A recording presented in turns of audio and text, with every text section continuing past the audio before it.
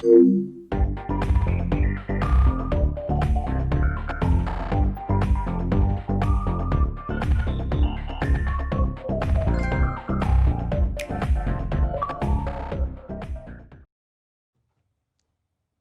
is up, everybody? My name is Shawn Flowers. This is Invite Only. This is our nerdy news gossip gospel. Game show, news show, somewhere in between there.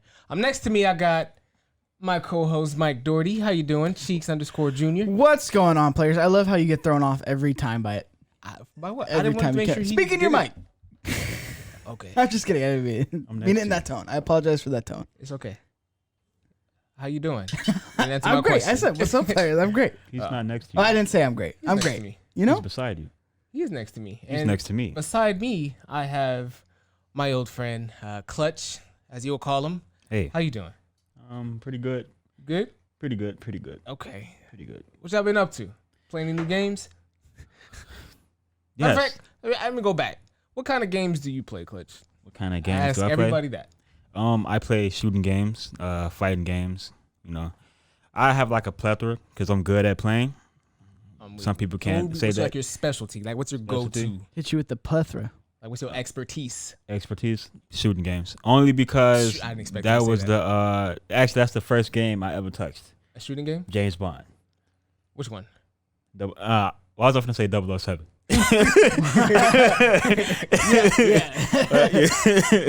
I think what is it? It was for the game. It was for the GameCube, and I think it was Agent Under Fire.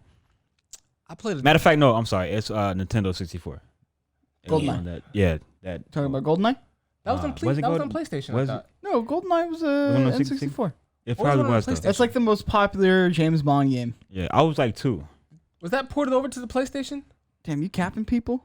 Capping people at 2? I had a gift. I was like 2. It was crazy because my dad would play with his friends, and then he would have me on his lap. So then it was like I would just have the controller in my hand. My hands are like this, so I'm just like tapping it. I'm not really moving it, but I was killing him though. It was crazy. Yeah, you were. Yep. Turned into an assassin. Prodigy. Oh, it's been a Some shooting. say he's a prodigy. He's ready for that FaZe clan. Phase. You know what I mean? Yeah, cotton candy. No, Up and coming. He's going to be signed at 100 Thieves. No. I was about to say 1,000 Thieves. No. Play everything. No FaZe Clan, none of that. We here. I like Phase Clan though. They sent me a pizza. Come on. We here. Is this why you son can't of do a anything with bitch. your own people? I swear to God, if we bring you over and you leave us for 100 Thieves, we're going to have an issue. You see, he the type. I'm burning down that whole complex myself. I'm real deal watch Holyfield. Real deal Gotta Holyfield. watch him. But if you do send me a pizza, I might reconsider though. So what you guys been playing? I don't know. I've been digging into Ghost of Tsushima. I've played that. You played that? Yeah, I've played that. How you liking it? It's not that good. No, I'm lying. It is pretty good. I like it so far. I'm in Act 2, I believe. Okay. At first, I didn't like the battle mechanics of the game because I felt as though you couldn't really battle multiple people at once. It's like if you dodge one thing and another person swings at you at the same time, you're going to get hit. So I didn't really like that part, but I got better. So It's barely. It's an interesting choice. Again, I unfortunately haven't started it. I was planning on starting it today, but that didn't happen. I thought you were gonna start today. I wanted to talk to you a little bit. I fell asleep, You don't sleep, brother. as Mike Doherty does. But yeah, no, I haven't jumped into it yet, so I don't have a lot to add to the conversation. But I'm in the studio. You and Clutch have both been playing it. We got like 19 TVs in here, so you guys are all set up on your own little stations. And it does intrigue me that it doesn't have a lock-on system, which I think is a very, very interesting choice. Yeah. I think it works. I think it really works. Kind of going against what you was just saying right now, where you can't fight multiple people. I like the fact that you really have to use like almost like instinct. Like you have to really get used to like when people are like kind of timing in, like trying to find like your opening. I like that. I like the fact that you really have to look, because you can kind of like counter and dodge while like fighting one person is like way more hard or way more difficult than like I have had like an experience in other games with, but I like it. It has to be like a real like opening. Like, so like the situations I've been in is like somebody would swing and then in the midst of me dodging, it's another person coming right after I dodge. Yeah. So it's like really no window. So Like with the red, like unblockable one, right? not even with the red. Like it's like if You shouldn't be getting hit by those. It's like it's weird though, because it's like if somebody swings at me, another person will. It's like they know I'm about to dodge, so then they come swinging right when I dodge, so I can't do anything. That does happen. That's annoying. I have like dodged another person's, but it's rare though. I don't really consistent with that. So you've played a lot of fighting games. I'm pretty sure you played a lot of hack and slash. You're not no stranger to like neither one of you like right to like Batman Arkham Asylum or like Jedi Fallen Order type of like play style. Does this game feel like those games? It feels a little bit more looser.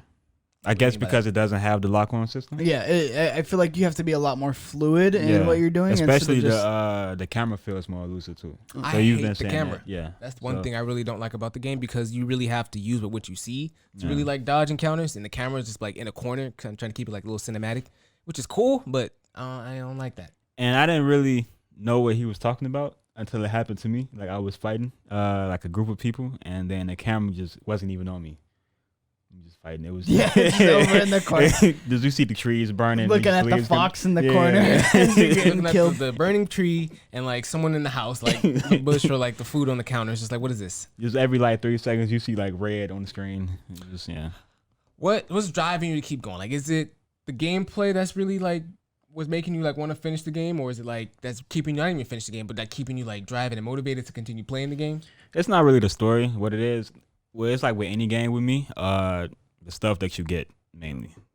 So you like the gear, the I need the drip, you feel me? So but the story is it's pretty cool, you know. It's funny because you can't skip anything in the story, so they made it like you have. They make you watch it, and I kind of like that because I'm the normal person to just go in and just start skipping. I still tap it even though we can't switch anything. Like, okay, I'm trying to get to the next fight. Just finish the boss battle. But I do like the drawings when they explain something.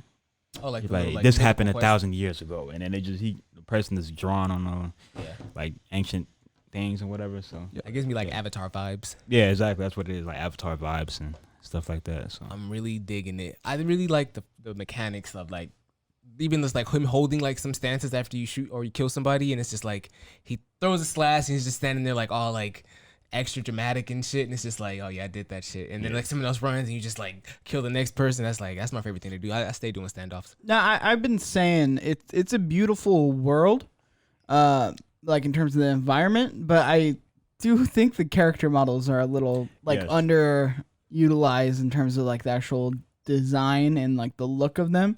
I feel like it's almost like a early PS4 game mixed with like a PS5 game. They have no facial like the character models are very which I get it because Sucker Punch doesn't have like this huge motion capture budget that like something like Naughty Dog has.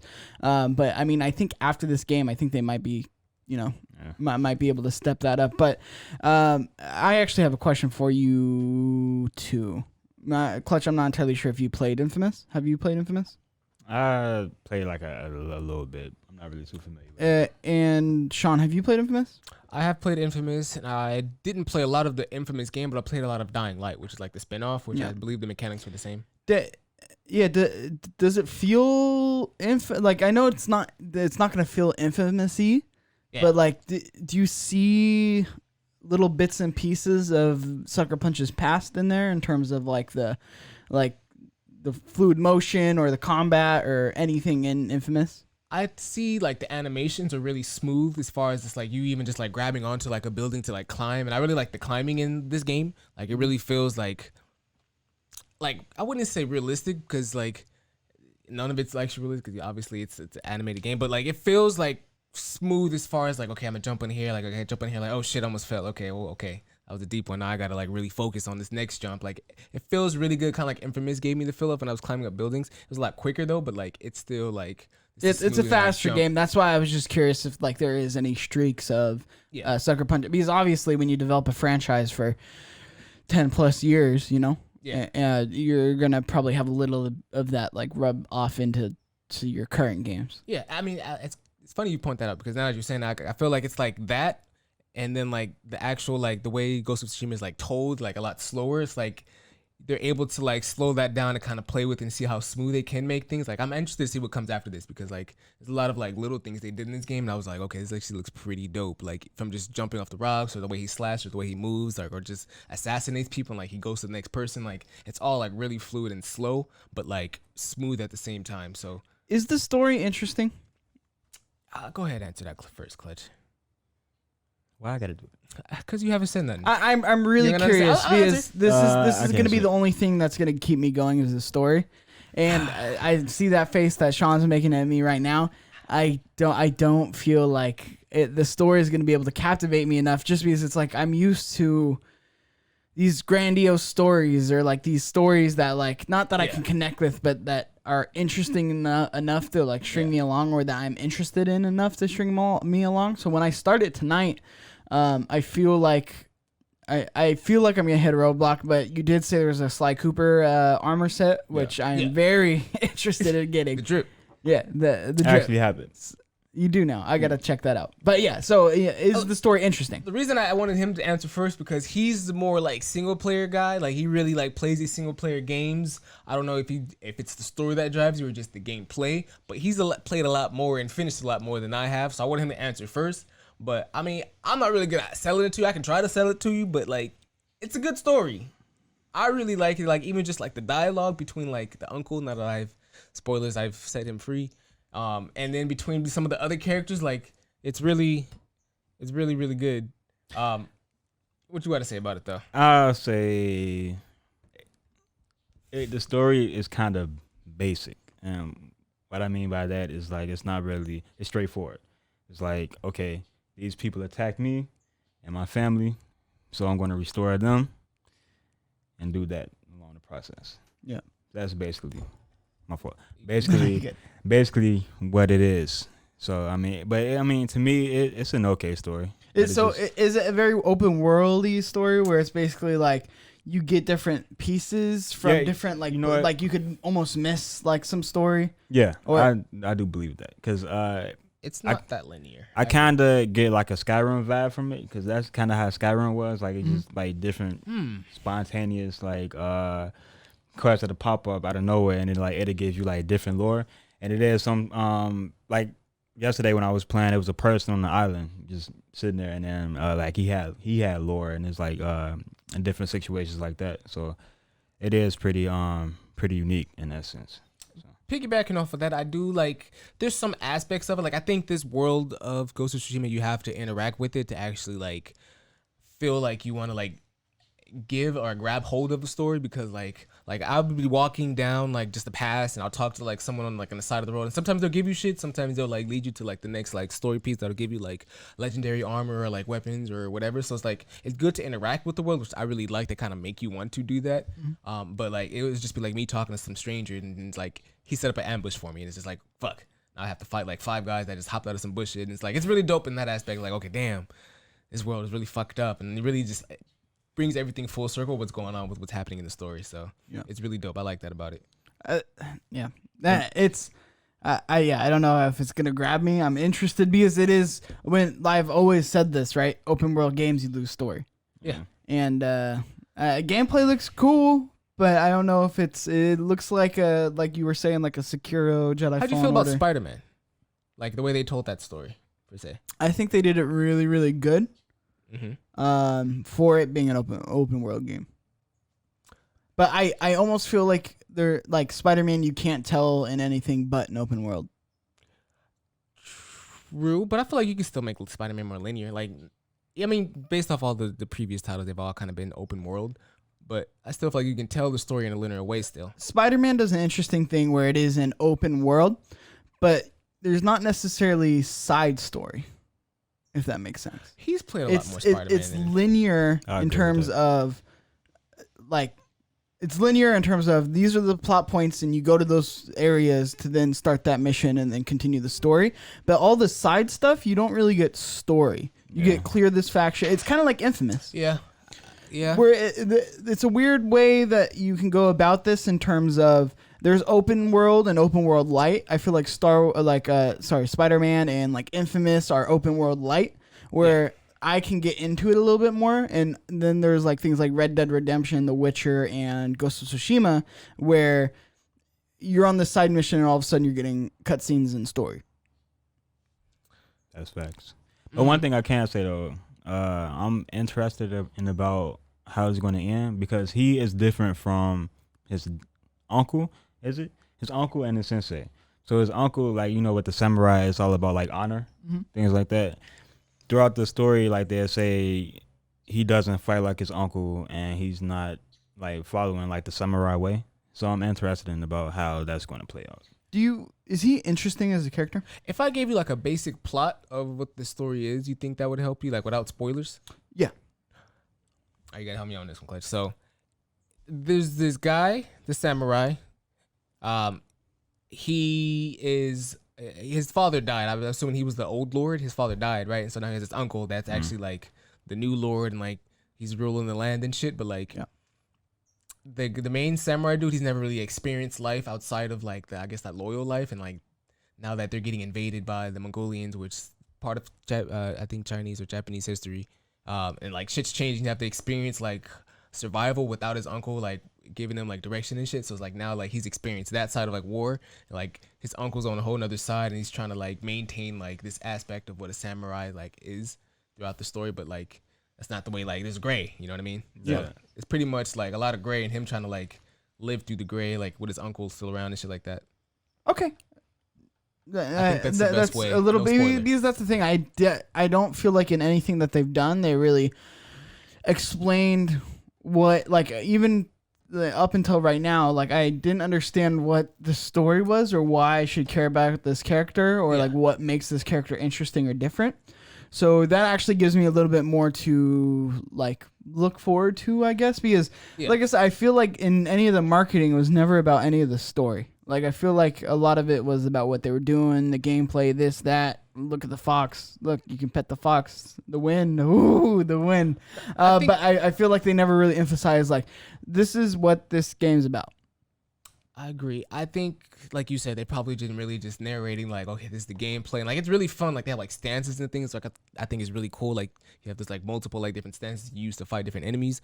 But like it's pretty much on the premise of like there's a samurai code, and like are you gonna stick to it to like through all situations? Like or are you gonna be like do what you got to do to like make it through? Do you have the choice to do like make the choice? And the game actually plays with that, so it's like it kind of harpens back to Infamous. Exactly. I do like that. So there's a good and evil side to it. I guess not even a good and evil, but there's a ghost and there's a samurai side to it. And I don't know if you've noticed this, Clutch, but like as you've played, and I think you're playing along more of the ghost play style. So like you see like it's raining a lot more. Towards the end of the story is more stormy. So that's part of just the play style that you're playing. So like if you weren't like that, if you're way more like broad and upfront with like your samurai code, I guess it'd be a lot more sunnier. It wouldn't be this different narrative that the story's changing into now. Interesting. Okay. No, this is a lot deeper than I thought this game was. Really good stuff. Yeah, a lot of the times you hear him like say he did what he had to do, like he had no choice, and his uncle and his sensei really don't agree with that. So they're like, no, like that's not what samurai do. But it's interesting because juxtaposed to Infamous, I feel like the dark side isn't as dark. No, as it's like gray. the dark, yeah, exactly. That's what it is. It's a lot of the gray. gray, and then you have the samurai way, which I think is an interesting change up from what Sucker Punch has usually done. Yep. I don't think they were really clear on the samurai way though. That's what's kind of weird to me. It's super honorable. Is what I'm just grabbing from the game. But I like they don't really show that though, because it's like everybody kills people, so it's like. And that's the thing, right? That's the gray. It's like everyone's out here like, oh, I'm here, fight me. Like, no, that's not like people are like in the bushes, like shooting you with arrows. Like that's no one's honorable. Like really, like you know what I mean? So that's what's kind of confusing about it, because I really don't understand what they mean by like the samurai way. Samurai way. It's kind of weird, but. Do you feel like since you're playing more as like a samurai, like the samurai way, you have more of an understanding on what the samurai way is, or is it just that they're not super clear with it?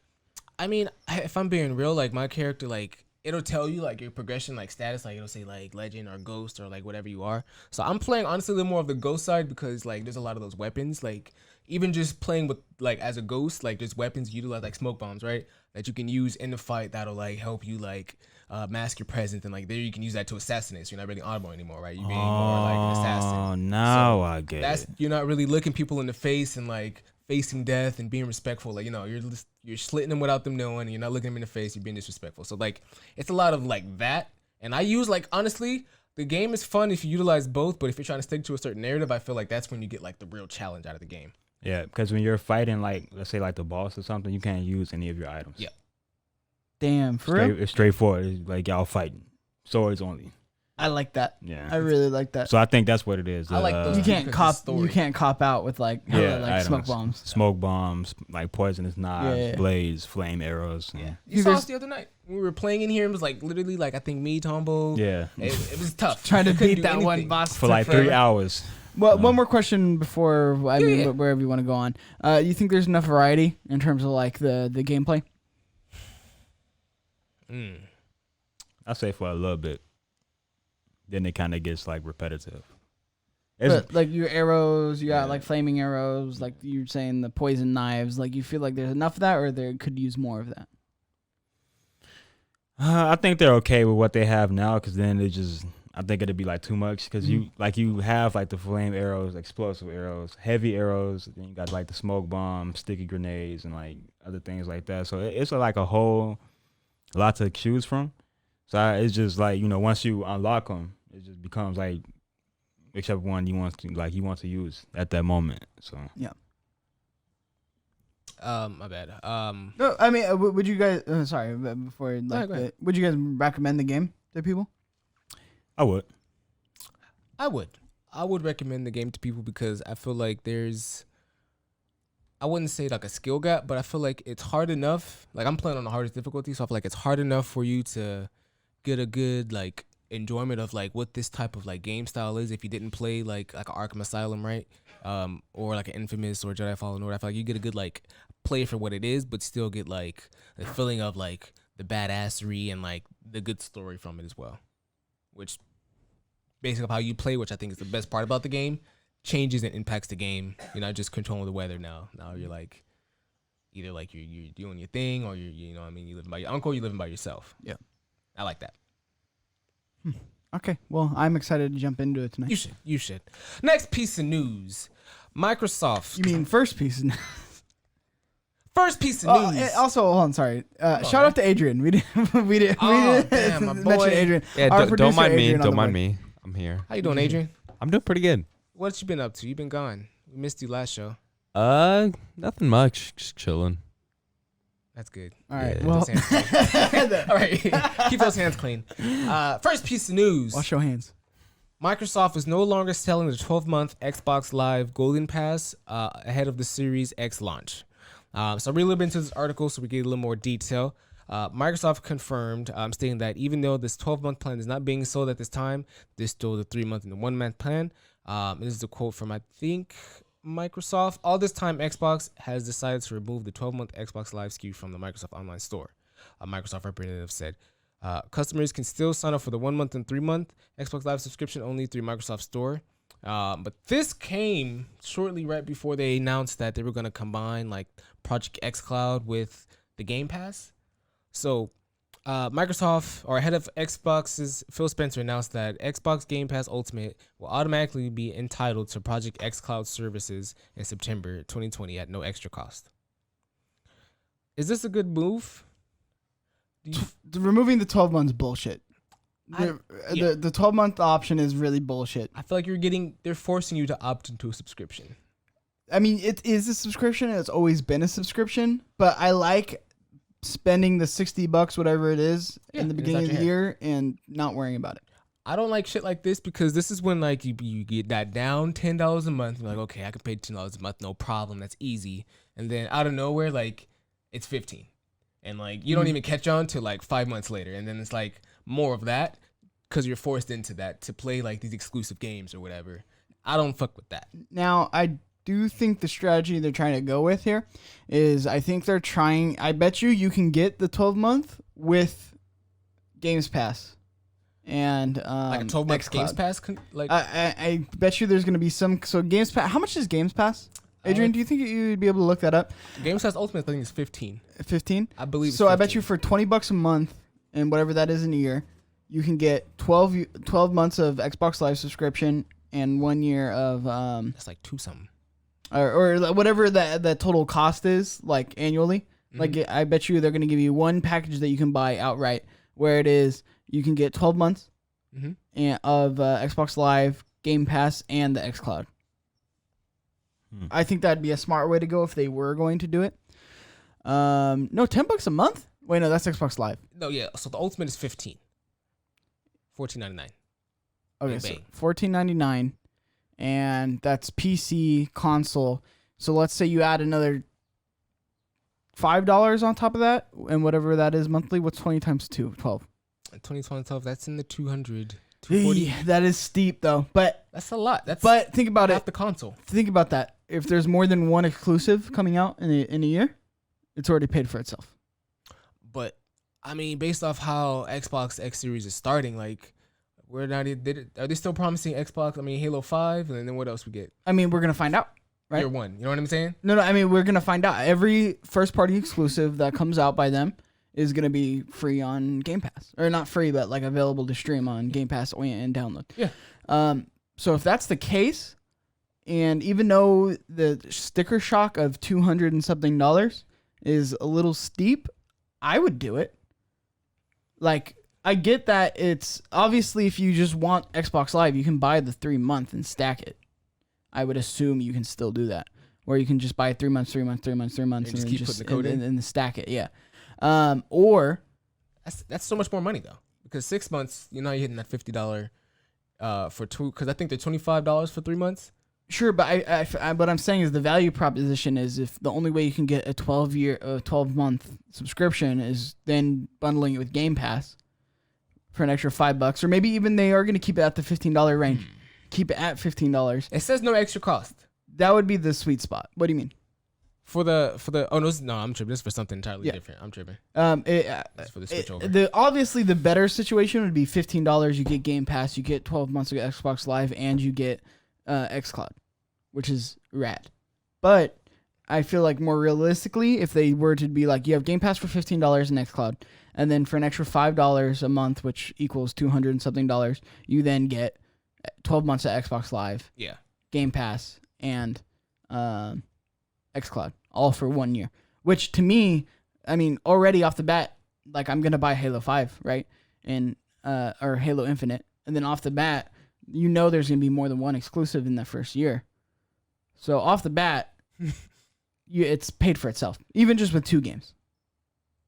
2 games plus the $15 a month or the extra $5 a month, I don't believe would be worth my extra $200. I mean, maybe because now there's $70, right, for each game. So I guess.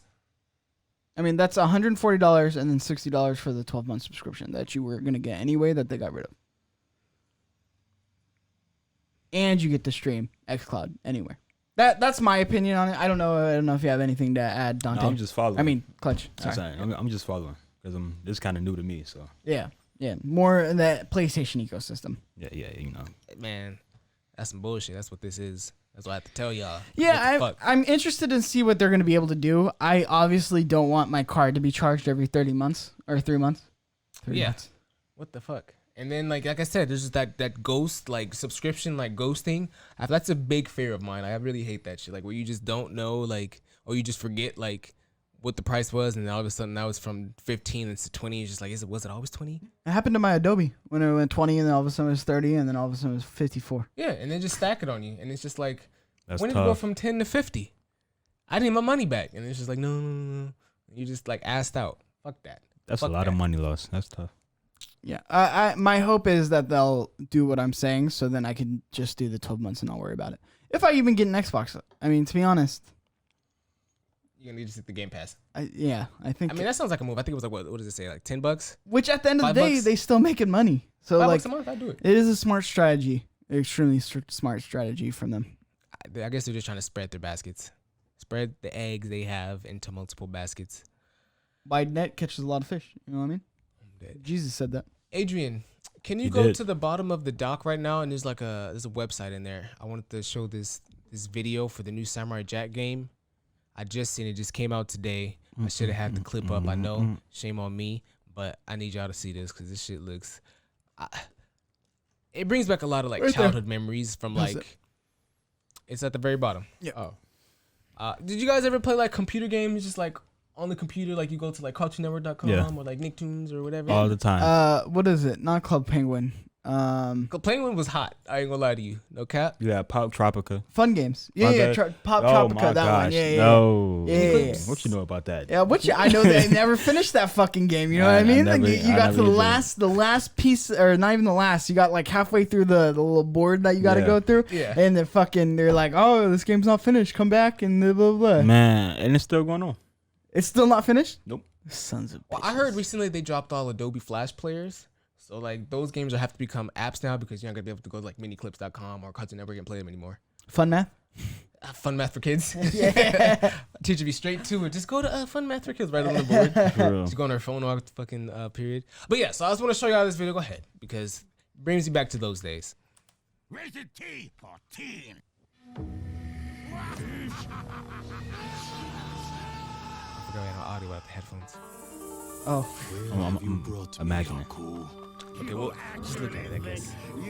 Jack, you are no match for me. You know that song he be saying too. Aku? Aku. We'll go back home. I remember Samurai Jack was the biggest fucking deal. Yeah. But I never got into it. They canceled it. Episode 25. Yeah. Oh, so it was only 25 episodes? Yep. I feel like it was on a lot longer than that. He did was like seem like one of the faces of Cartoon Network. He was, which is crazy that they canceled it. Did they say why they canceled? I didn't look into why they canceled it. I just seen that it was You Look it know up what? yeah. I need to do Cartoon Network All Stars or whatever the fuck it's called. I want to play that game. I have never played that. I miss shit like this. Did you guys ever play like the Shrek game like on a GameCube growing up where you had to like you play with different characters? Kind of like what is it, Ultimate Alliance, but like with Shrek almost. Kind of. Not really the same type of mechanic, but like same type of idea was like you'll have like Shrek and Donkey and Fiona sometimes and like the different moves and go through the story kind of like that. Yeah. I'm drawing blanks from okay, well. Well, no, I guess my story is different. I'm interested in like why is if it's canceled episode 25, it's weird that they're making a game. I feel like On a show same that thing had with like 25 Crash. Like episodes. everybody just comes back to it. Like what happened to this? Like, Crash was a much bigger thing. but I mean, it just happened with a lot of different. But they animated did make series. they put that back on Adult Swim. Like with Teen Titans, they canceled that. And then they brought it back. Okay, so Samurai Jack's back. They canceled that? They canceled Teen Titans, yeah. The OG one. Like the OG when it was like Teen actual like, them like Titans, that fighting one. and beating ass. Like it, I remember them changing a bunch of shit, dealing with like Slade and like I think her name was Tara, and I think they just end up canceling it. It's so weird to me that Young my Justice. niece watches like the new Teen Titans. I can't do it. I can't Exposed. either, but like there is a couple times where like I'm just like hanging out in the living room and she's like watching it and I'm like, okay, that's good. Or like, well, that's wildly inappropriate. It feels Yeah. so censored. Yeah. No, I mean there's a couple, at least in the Cartoon Network shows. Still, I still feel like that has that edge that Nickelodeon used to have. Mm-hmm. Because there's sometimes where they like say something, I'm like, oh, this is an adult reference. One of those. I mean, there's Yeah, still things like Like that. with it was like an episode with Beast Boy and Raven. And Yeah. Raven. No, it was Beast Boy, Raven, and I used to love Cyborg. their little like love romance. Talking about the new one or the old one? The new one. Okay. The new one. The new And one? then he had a shirt and it had like a picture of him like what is that thing used to like it's a wisp or something? Yeah, whiskey. Whisk? Oh, yeah, whisking. He had meat and then he's whisking it and then Raven had her legs out and then he just see him doing this. Also, he was beating his meat to Raven. Yeah. Dancing with legs up. Oh, see, look, Yeah, It was an apron. Sorry, it was an apron. He had an apron on with, and then he had that. Yeah, it was crazy. Oh my gosh. Oh my gosh! Like yeah, It's so weird, That's especially in crazy. kids shows where it's like, why are we sexualizing this? Like, why? But is it? he was Is it sweating though? too. It was crazy. He was like, I mean, that Come on, reference Is is it pretty. though? But I mean, would a It's kid so- get that though? No, they wouldn't. it depends on So the kid. is that like? It also depends on the kid. That's true. It does depend on the kid. because it's like, it's a weird reference. Beating up meat with the whisk. I do miss licensed games though, and I'm glad that THQ Nordic's starting to bring some of these like I'm glad licensed they're games popping back. again. I want to actually after this I'm gonna go see if there's Cartoon Network All Stars or like basically the Cartoon Network Smash. Mm-hmm. Because I think that'd be really fun to play. Why Clutch is here? Speaking of All-Star games, I know this is totally like off topic, but Mikey really wants the return of PlayStation All-Stars because it's like a fighting game.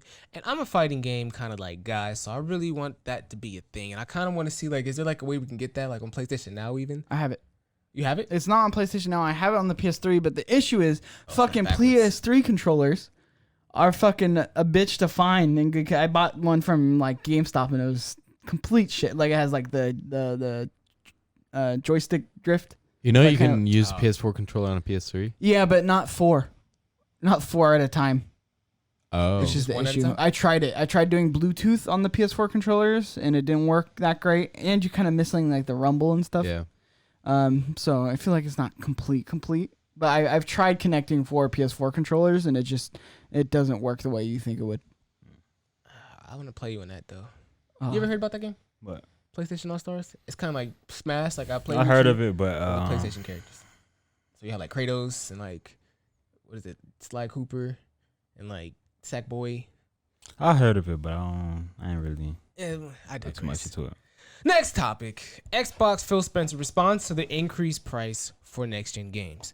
Phil Spencer says, as an industry, we can price things whatever we want to price them, and the customer will decide what the right price is for them, Spencer said. I'm not negative on people setting a new price point for games because I know everybody's going to drive their own decision based on their own business needs, but gamers have more choice today than they ever have. In the end, I know the customer is in the control of the price that they pay, and I trust that system.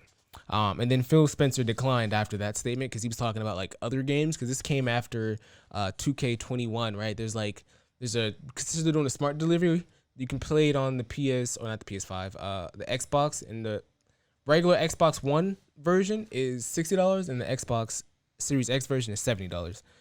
So he was trying to address that, but he declined to like answer that if it had to deal with any of the like Microsoft first party exclusive. Like he didn't answer whether like they'd have the similar type of system.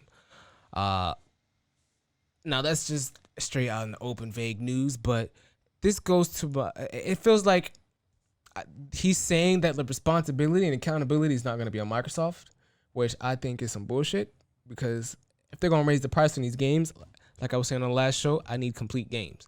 Like you just can't raise the price and then you drop games that are half baked and then you have to go back and work on them and give me like 7 updates after I done paid $70. What is that? You know, it's all about the money now. So, and then at the same time, it feels like he's saying like, oh, well, if you can't afford the games, then you just can't buy the games, or if it's not the right price for you, then just don't play the game. Which I hear you, but like that's kind of fucked up. Like you can't just keep raising the price because like it's not like minimum wage is like increasing with the prices of the games like that. I mean, to be honest, this has been a long time coming. I mean, the fact that games have stayed $60 for as long as they have, it's kind of unreal. Like it's extremely unreal, actually. Because I mean that's just inflation. I mean, back in the day, games were more expensive. Like in the 90s and the 80s, video games were unequivocally more expensive. It's not like they were like $40. But why are they? I don't feel like the right choice is to raise the price on games. Maybe just cut the developers and maybe cut the way they do the back end a little differently, because I feel like developers are getting fucked in the end, having to make these like crunch nights and shit like that. Like maybe if they paid them more, or maybe divvied up like how they operate that side, I feel like the price wouldn't be. But then it comes with a price increase. Everything, like there's no such thing as a free lunch, right? I mean, if you do that and you pay them more, or you cut crunch time, games are going to take longer and they're going to be more expensive. So I mean, ultimately, I have no issue with the $10 price increase. I mean, like I said, it's been a long time coming, and I'm interested to see if like every game's gonna kind of be. I mean, because we still have great $40 games, $30 games out there that come out at that price point.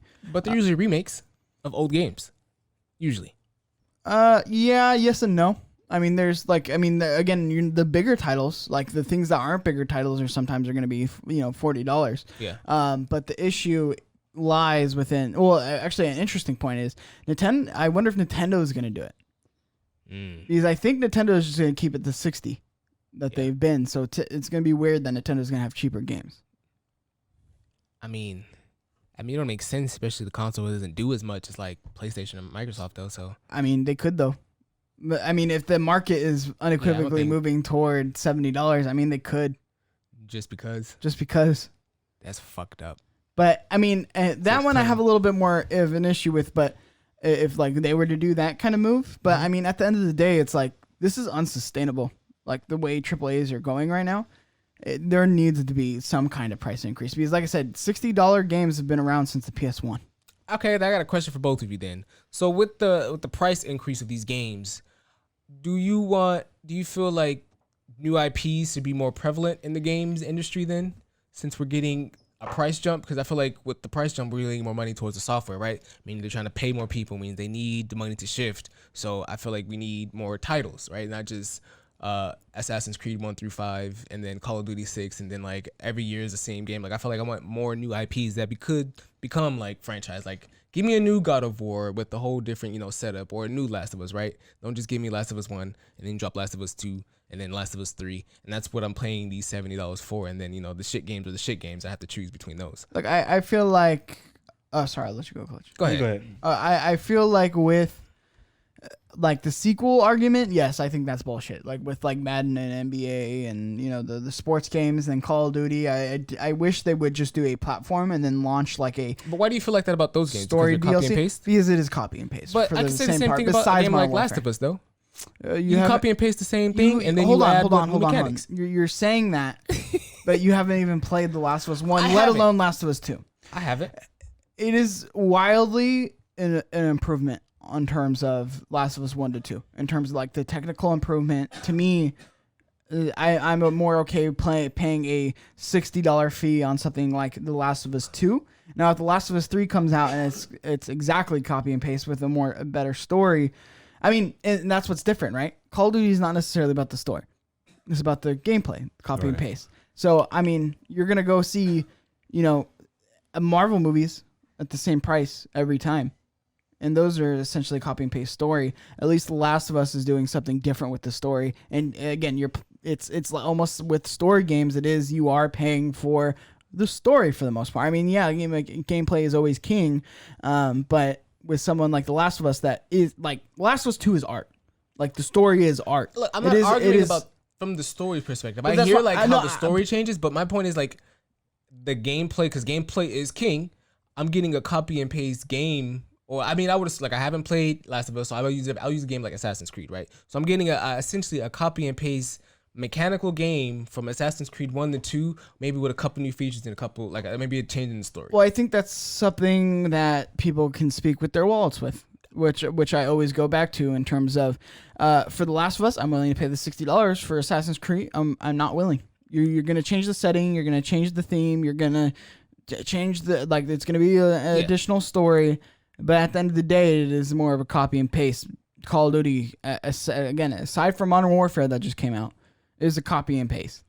My point is, should we get a shift and get more new IPs since things are 100%. More copy and paste? I always want new IPs. I think new IPs are awesome, and that can be a downside and a good side. Like I might not like Ghost of Tsushima. I loved Infamous, so it could be a double-edged sword, right? I love Killzone. And I love Horizon Zero Dawn, so that's a win-win for me, right? Whereas something like if I don't like Ghost of Tsushima after I play it, they did the change up, and it seems like it's getting a lot of traction, and it's going to be really popular. Yeah. And that might be the series that they run with for the next couple of years in terms of Ghost of Tsushima 2 or Ghost of Tsushima 3. Like that's just the nature of the business, because you can't fault these fans and let alone developers to wanting to give that next chapter in the world that they work so hard on. I mean, it's easy to look at it like almost like a movie where you can pretty much shit out a movie, whereas games, it's like, I mean, you could shit out a game, but a lot of these game developers are not shitting out. They are spending their lives. They are missing birthdays. They are missing time with their children. They are missing their kids being born to work on this game. So obviously, a new IP is a lot more that goes into it. You have to get the game approved. You have to come up with the story. You have to come up with the world. You have to build it from the ground up. So sequels are not good. Like, I don't think sequels should go away, but I do want to see developers take more of a chance. I mean, Media Molecule with Dreams. Yeah. I don't think it paid off for them. And that's a huge loss of investment, to be honest, from Sony. I think they just won an award for... Sure, you can win awards. I don't think it's sold. That's true. Like, that's true. I don't think it did the numbers or created the community that they wanted it to. So that I'm interested in that aspect of it. I don't think sequels should go away because honestly, something like a Naughty Dog is going to move away from Last of Us when they feel ready. Like when they feel like they can't tell another intriguing story. Yeah. That's when they're going to move away from it. Now, someone like an EA as a publisher and some of the developers that they have, they could just be like, hey, this studio, you're working on this. That's when you get into the sticky territory of where like the creative's a little bit more sucked out of it, and it is just a money machine, or an Activision where it's a money like Crash Bandicoot. Like we're gonna see with that, like they're gonna start doing that to Crash Bandicoot where it is almost annualized, and eventually the creativity gets sucked out. Eventually you are just going for the numbers, whereas something like, luckily like Xbox or PlayStation in terms of their publishing branches, at least for their first party games, it is very like, you do what you want. Obviously, you have to pitch us the game that you want to do, and we have to approve it. Right. And we'll go from there, like Days Gone, right? It's one of those things where it's like, we get new IPs. That doesn't necessarily mean they're going to be worth $70 every time. We have things on it before we get into the next piece, because I don't That want was to just that was dip away almost everything I was gonna say. The point stuff like that. But I was gonna say like with the I guess with the copy and paste, you do have like you kind of know what to expect. So I guess it's better, I hear that. Yeah. Better in that sense versus like you just starting off on like a new canvas. You know, so it's like, you know, they 9 times out of 10 they put like all their effort into like making that first game, but then like afterwards it's just gonna be like a rinse and repeat. Well, I feel like games get a sequel because of like the cult following behind it. Like people really like God of War, so like that's we got God of War 2, and like people really like Last of Us, so we got Last of Us 2. But like some of these games get sequels, like looking at Assassin's Creed, right, where like the gameplay, the story didn't really like change or like bop like from like 2 to 3 or from AC3 to AC4. Like okay, like it's still Assassin's Creed 3, but like now there's boats and you can swim. Like you know what I mean, like. Am I really just paying another $70 for that? And I get you expect, like, you know what's coming. Like, of course, it's Assassin's Creed. You play in the game because you like the Assassin's Creed gameplay. But I feel like there has to be more than just, like, at least give me more story or something, right? Give me more features. Give me more than just this play style that I've already mastered in your last 3 games. This mechanic I've already mastered in your last 3 games, right? I feel like that's when games get repetitive, really. It's just the base of the game, like... You don't want that to change because that's the formula they want to stick with, but like there's nothing more like they improve. Like you can always like work on your fundamentals, right? Like you can always improve on your fundamentals. It's just like, okay, we step away from that. Now we just make it more graphic intensive, or maybe just add a couple things. And it's just like that I don't like in games. But didn't that happen with, I think it was like a Call of Duty game where that happens all the time. I think they had a claw or something, like they could that was one claw of the ones you from could like building run to on the wall building and stuff. Yeah. Like I think like with that, because did that do well, or like was it like No, a lot it was of so complaints? I mean, different. Call of Duty does well every year. Yeah, It was different, and honestly I didn't like that game, but I liked the idea of them trying something so different like that, because that was like running on walls and jumping and shit like that in Call of Duty was never done before. Well, So like, are you going to be mad when that doesn't work out and they go back to doing what they were doing? no, I mean I can't be mad. They took a couple shots actually. There were a couple games that kind of played like similar to that. Didn't work out the way they wanted to. I can't fault you for going back to what worked. and I think that's like another problem too, because it's like a lose-lose. Because like if you do add something, fans are gonna be mad, but if you don't add something, they're gonna be mad as well. But listen, you already have that cult. You already have the people that are gonna buy Call of Duty because it's the next Call of Duty. So like, why not? Like, why at least try it? Why not? They all going for the next Assassin's Creed anyway. Like, why not? Well, and that's what I'm saying is I feel like that's why with those kind of games I'm more okay with them be doing like a subscription based whatever with DLC add-ons for story every year or whatever it is. And as they continue to update the maps and everything and skins and kind of make money off the microtransactions on the game. Because that to me is more predatory than Naughty Dog deciding to do a Last of Us 2. It is. Or like Sucker Punch deciding to do a Ghost. They decided as the creators and as a creative that they're not done with that story and they want to finish it out. It is, but I mean, it could be looked at like, okay, now they've had like maybe this, you know how like studios break off and they have like studios within studios. So maybe they had like this studio within the studio like work on this story, and like now they've tried to like maybe add a couple more mechanics to that original base game in the DLC, which I've seen happen a couple times. Not always the most successful, but I appreciate it happening. Where they've just add a couple new features, or maybe they tell the story from a whole different aspect, and it may not work, but I feel like it's predatory because you have to pay the money to even just see that, but it's still at the same time it's a shot. I mean, that's what reviews are for, right? That's what they're for. Find someone you trust and bet they're listen gonna to be more them, important and now. someone that you have the same taste as, and listen to them. And honestly, speak with your wallet. If you don't like that Assassin's Creed is annualized and Call of Duty is annualized, stop buying it. Well, Like you if can it's buy not it enough still. for you, save your money and then buy a game, buy a new IP, buy a game that you're actually interested in, buy a game that you feel like it's doing something that you want it to do. Yeah. Like you don't have to buy Call of Duty every year. You don't have to buy Madden every year. You don't have to buy any of these games every year if you feel like you're getting ripped off. I don't think you should. I think you should speak with your wallet and buy this other game that is doing something creative and different. You understand? Now you good? Yeah, I agree. Taking the words right out of my mouth. I agree as well, but I don't like. Y'all heard me. Next piece of news: Microsoft has already stopping production of the Xbox One X. So Microsoft, like I said, stopped production. It will continue to produce the standard Xbox One S. This quote, I believe, is coming from just a Microsoft representative. As we ramp into the future with Xbox Series X, we're taking the natural step of stopping production of Xbox One X and Xbox One S all digital. A company spokesperson just said, told The Verge, Xbox One S will continue to be manufactured and sold globally. So the Xbox One X was released in 2017, and the Xbox All Digital, the sad box I like to call it, was released last year. Is it too early? I feel like usually you would see something like this last maybe like 2, 3 years, 4 years. Xbox One X was a hard piece of console. Like that was a super powerful machine, and I've never seen like anyone like really stop production. And is it good that they stopped production? Because everything's supposed to be like backwards compatible between the two consoles. So it's like, why are you stopping me from buying One X if I can play the old or the Series X games on the old Xbox One? You know what I'm saying? Why can't I allow myself to buy the most powerful piece of firmware I can buy? The fucking new game is going to be $700 for the new console. But I'll buy this one for $400 or $300 now. I think they stopped it. I think it's crazy. Clutch, you Yeah. want to go? The One X, that's the old system, right? The One X, it's the new one. That was the new one they made after the One S. That was the big black one that they made like It's the super Pro. super powerful. Yeah, It's the pro version of the Xbox. So what's the new one coming out? the Series X. So that's the one that looks like a tower. Series Okay, all right, X. got you. All right. Names, I get it. Yeah, Yeah. Fucking, I was fumbling over. I was trying to get Microsoft's through. not fucking good at the Yeah, naming. I'm okay. One S, X.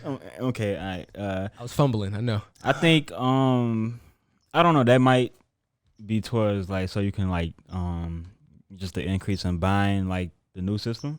Since like it will They're be trying to like, force you to buy the new system. force you to buy it. So I could see a good move. What was the point of the smart delivery?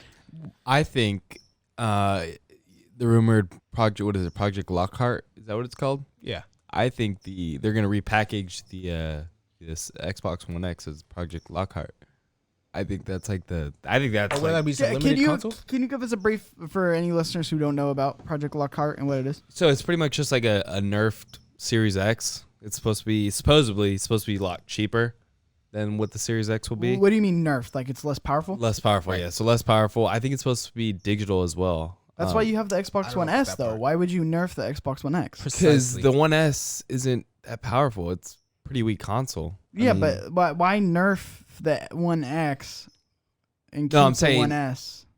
oh, You know, when Nah, you yeah, have I the one, see. because they're not stopping the One S. Maybe they're That's a trying to good save point. money by stopping the production of the One X and put all that towards the Series X. Now, I do think Adrian's onto something. I could see them repackaging the One X Right. into like the Series One X something. Or Series X. the way I see it is that and a half. they're keeping the One S around right now.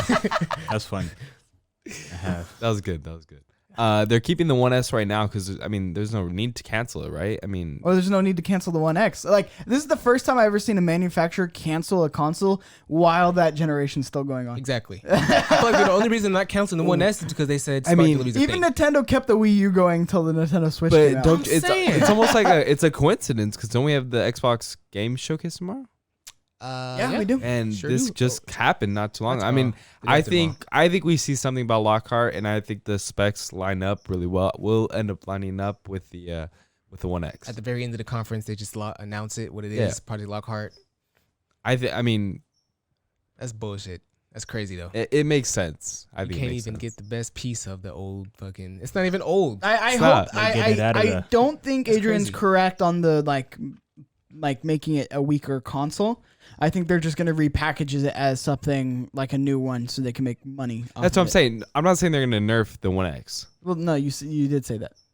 I said that the One X is going to be nerfed compared to the Series X. No, you said it would be less powerful than the One X. That's what I meant. That is what I meant. Yeah. So I think honestly, it makes too much sense. Why stop production if if you don't need to?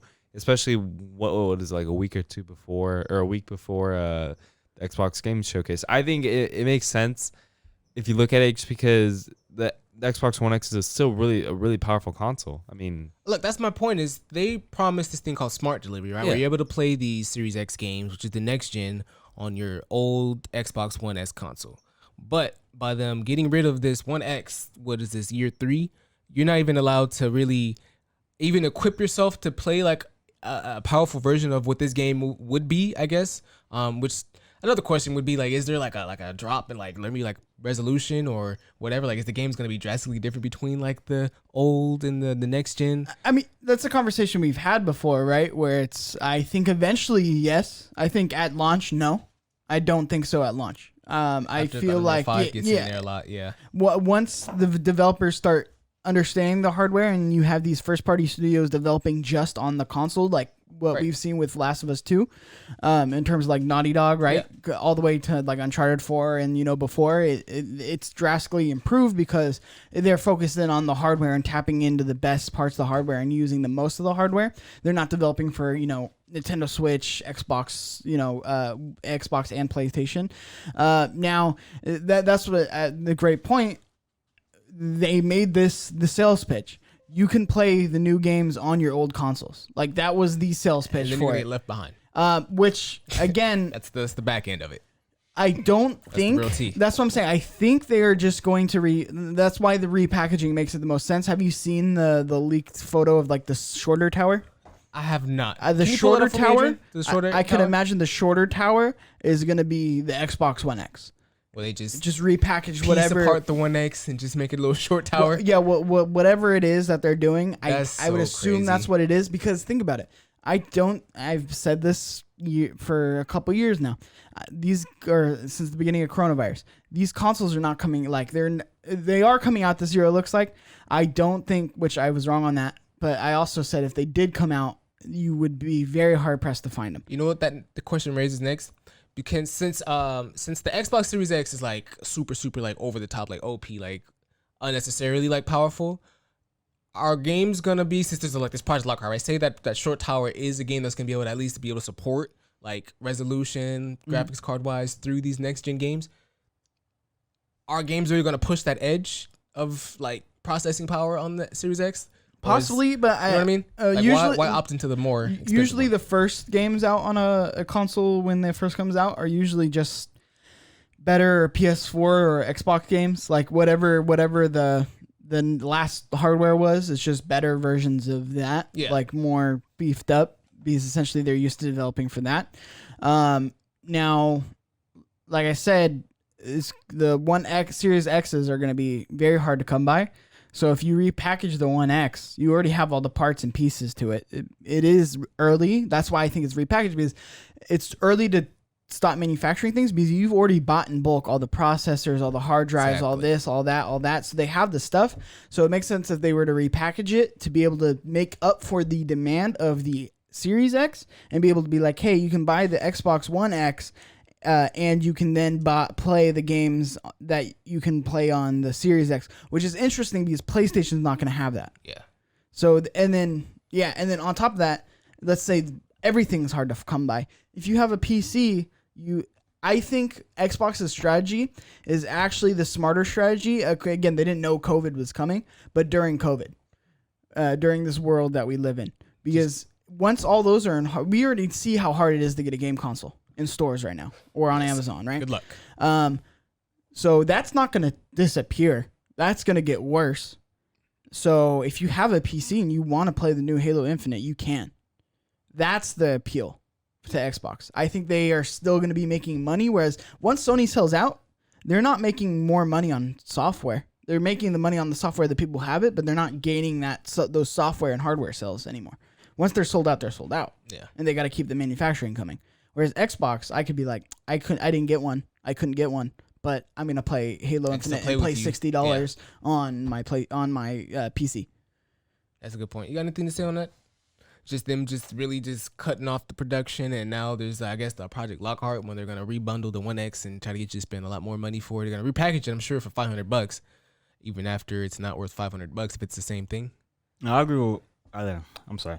I agree with what Mikey was saying about it being like a major money move. So scheming. Yeah, I would definitely do that. You know, because it's like you're not putting all your eggs in one basket. It sounds like a good move, especially like with the drought of game consoles, like he was telling you. It sounds like a good move. Everybody's plan, and then that's not going to go away. So, you know, if you don't got an Xbox, build a PC or buy one, and you know, money's just gonna keep coming in. Get the little short tower. Yeah. So you know, I wonder what they're gonna call it. 2 birds, 1 stone. Short bus. Nah, I don't think that's appropriate. Yeah, no. I didn't know how to comment on that. I didn't know what to say. I thought you set me up. It's what it is. It's not. It is. It's not. It's like a stump. Short bus. A little Xbox stump.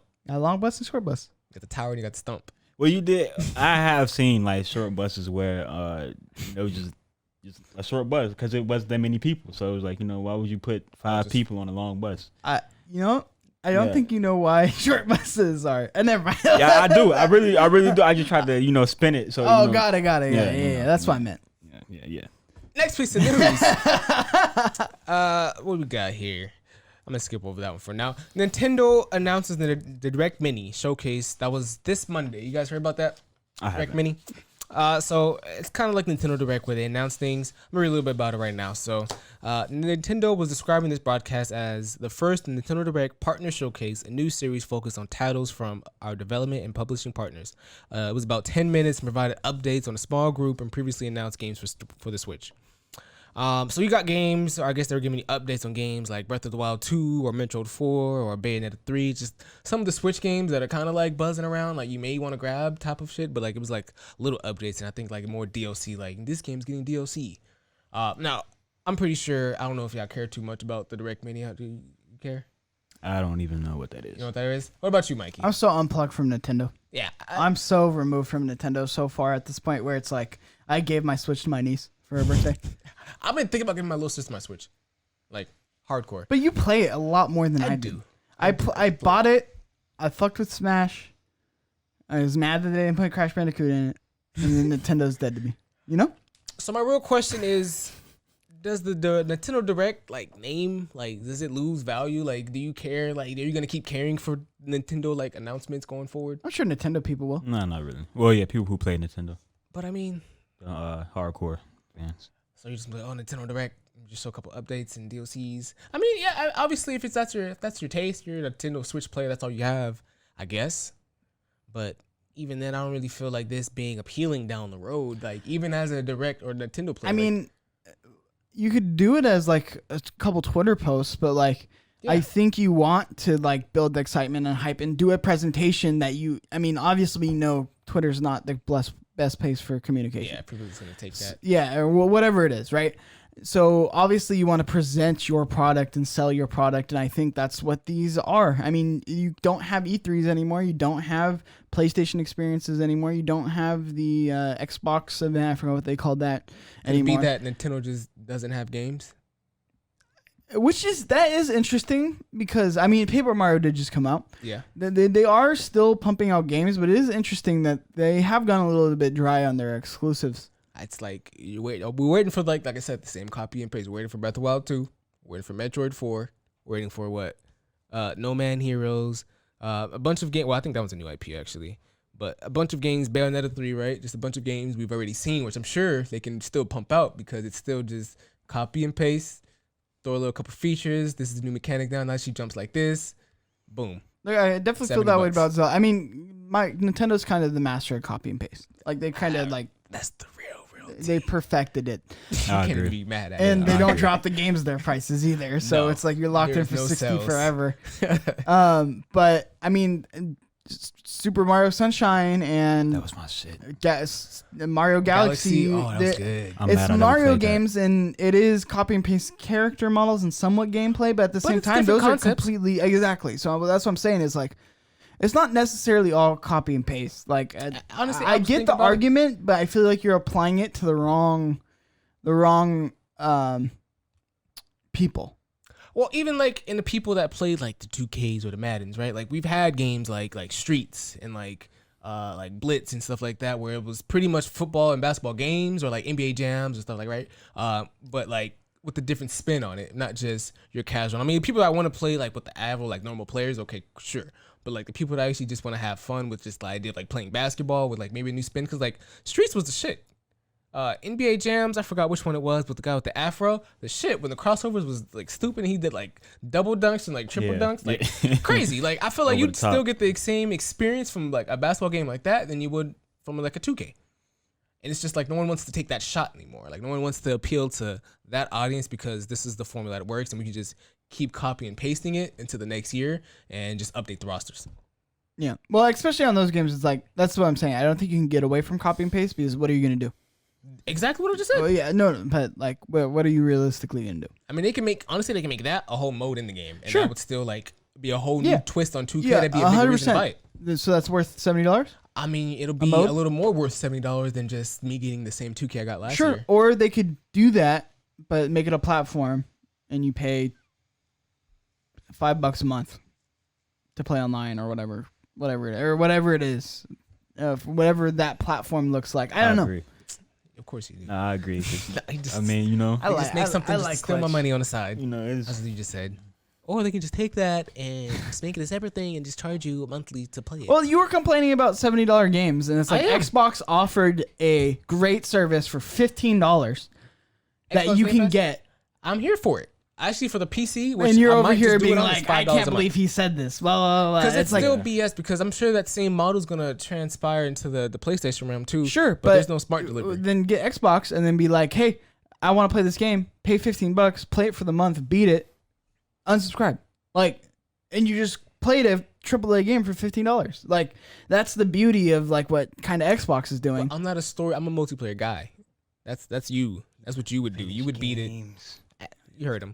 You heard him. I'd like to play the multiplayer.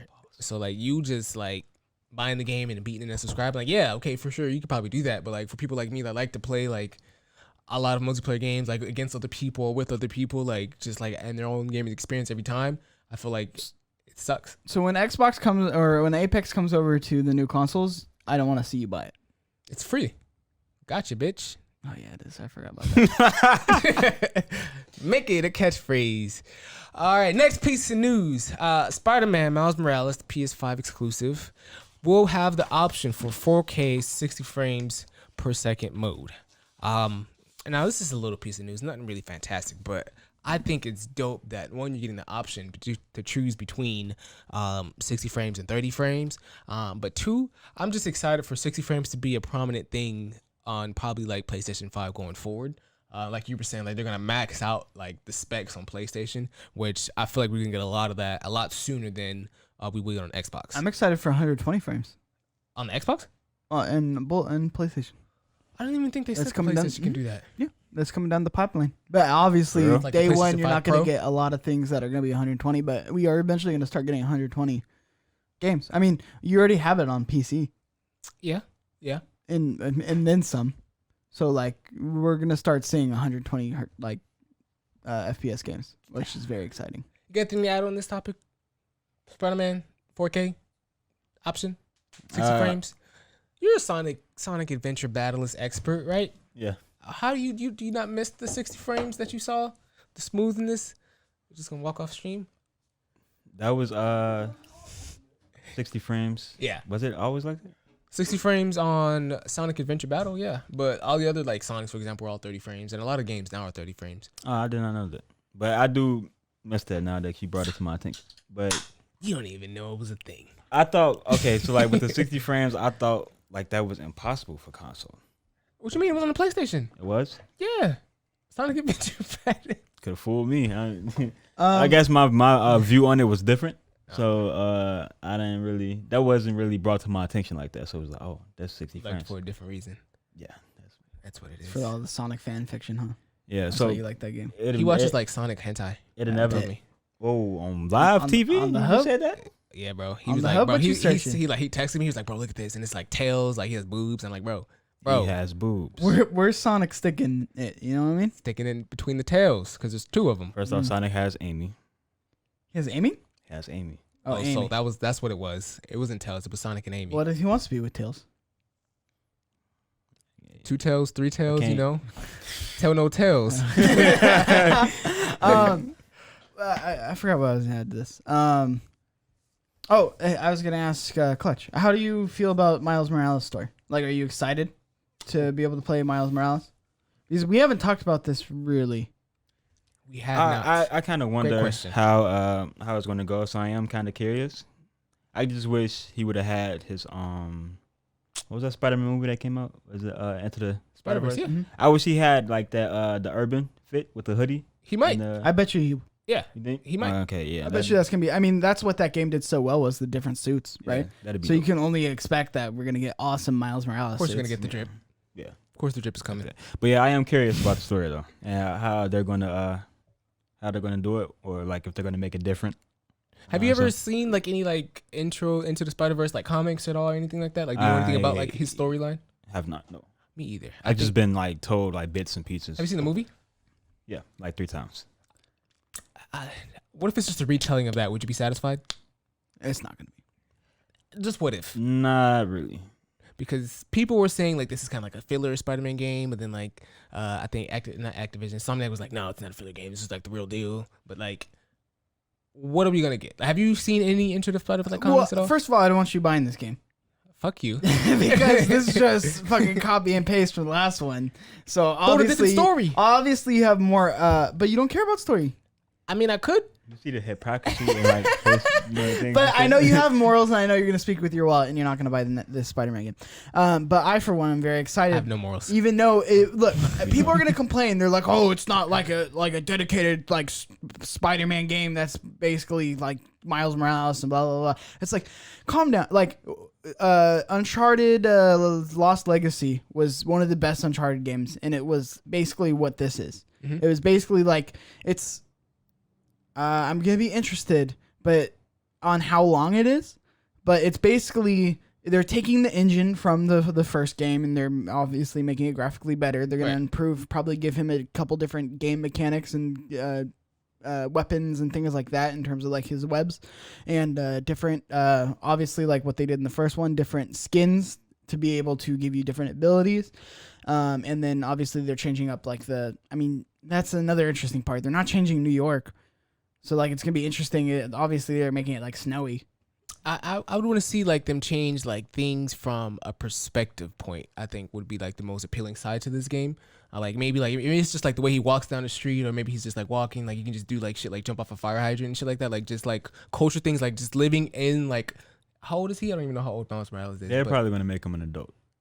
I don't think so. No, I bet think you he he's started like from the kid. 16. You Yeah, think because so? in the first game, wasn't he like in there and he was like a teenager?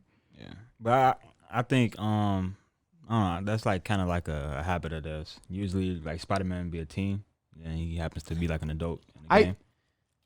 Even still, like Kinda it weird. just comes down to the point of like the way he talks, like his narratives, and just like the way he acts, like even just like maybe in like a cutscene, like shit like that. Like I want to be able to feel like, okay, this isn't Peter Parker, right? This is someone else. Yeah, and that's the deal where it's like that's going to be like if this is its own Lost Legacy or if this is DLC. Essentially, and I do think this is going to be like a Lost Legacy type. Now, obviously, oh wow, what? Lost Legacy, like it's not gonna be good. No, Uncharted. Lost Legacy. Oh, like Uncharted oh. basically I had think a like spin-off Lost Legacy, game, like Spider-Man, like a Lost. spin-off game, but it was an awesome spin-off game. It was like 10 hours long. Yeah, Have So you ever that's plenty. played Ultimate Spider-Man? Uh, You're old. Oh, telling my age. I here, have. Sorry. I have. Like, you remember the part where you could like switch between like Venom and Spider-Man? Yes. You Yes. think I do. they'll do something similar like that? No, I think this is gonna be. His own game? They're gonna tell Miles Morales' story, and I think they're just gonna do it. It would be cool if they did Brooklyn instead of like New York. New York. It would be cool to see like something different, like a Brooklyn. mm-hmm. I don't know. I'm interested. I'm very excited for this. I know you're not going to get it, so I'll let you know how my opinions are on it. Me too. Yeah, because I know it's the same mechanics with a little bit of change of the story. You know. He doesn't like story like that. Yeah. Well, this has been Invite Only. Thanks for watching. You could watch this if you missed it live tomorrow at 10 a.m. on youtube.com/playeverything. What day is tomorrow? Tomorrow is Wednesday. Thanks for asking, sweetie. Wednesday at 10 a.m. youtube.com/playeverything. Think you got Cheeks? You got anything to plug? I kind of said that weird. Yeah, speak real quick. Sorry, you caught me off guard. You could watch my show, Completely Consensual, every Monday on YouTube or twitch.tv/PE Productions at 8 o'clock every Monday. And if you can't catch it live, that's okay. You can watch it on youtube.com/playeverything every Tuesday at 10 a.m. and on podcast services around the globe. You can also watch Tech Fever. That's right, that hot show, Tech Fever. We got the fever. Me and Kevin Coelho got that fever, and we're going to give you that fever every Thursday at 10 a.m. Where you can watch and enjoy us break down the tech news of the world on, once again, youtube.com/chiptoothgaming. Or no, play everything. Just stop. God damn it. youtube.com/play Don't mess it up. You messed it up. everything. And YouTube, and god damn it, podcast throw the services towel around in. the globe. Jeez. All right, Clutch, go ahead and give everybody your PSN so they can play with you and send you all the invites. Go ahead. And your Twitter.